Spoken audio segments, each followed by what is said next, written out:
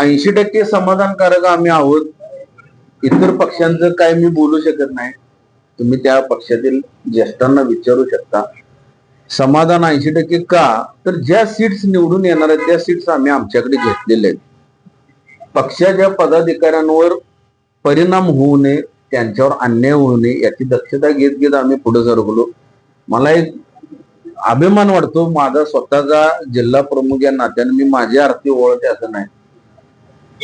काँग्रेस पक्षाबरोबर तडजोड करायला मी यशस्वी ठरलो. मी आणि सुनील मोदी साहेब आम्ही दोघे यशस्वी ठरलो आणि चांगल्या संगनमताने आमची तडजोड झालेली. आमच्यात आता दुमत कसलेही राहिलेलं नाही.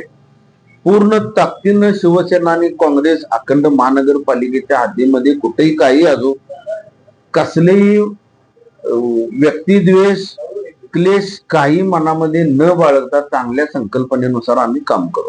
अजून अंतिम निर्णय जो आहे तो व्हायचा आहे. अजून 2 ते 3 जागांवर आपला दावा आहे की पलीकडे काँग्रेस देखील या जागांवर एकमत होताना दिसत नाही. काँग्रेस आणि आपल्यामध्ये काय निर्णय? पलीकडे म्हणजे कुठं? काँग्रेसमध्ये हा 1-2 जागांवर अजूनही तुमच्याकडून दावा सांगितला जातोय, मात्र काँग्रेसला ते मान्य नाही. काय भूमिका असणार आहे जर या एक विषय सांगतो. तर राकेश पाटील म्हणून एक कॅन्डिडेट आहेत, जोना बुधवार तालीम जवळ ते राहतात. ते सन्मान्य संपर्क प्रमुखांचे खास एकदम जवळ आहे. जर तिथं मशाल उभी राहिली नाही तर धनुष्यबाणला फाईट कोण देणार, हे आम्ही काँग्रेसला वारंवार आता सांगत आहोत. त्यांना 4 सीट तिथले हवेत आणि आम्ही मध्ये 1 सीट राकेश पाटीलला द्या. एक जर मशाल तुमच्या पॅनेल मध्ये आले तर ते पॅनेलला वेटेज येणार.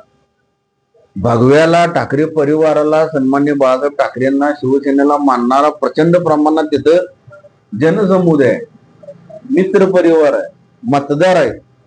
ह्या सीटच्या विषयी आणखीन 1-2 सीट आहेत त्याविषयी तडजोड होईल असं मला वाटतं. शेवटच्या क्षणापर्यंत आम्ही तडजोड करू.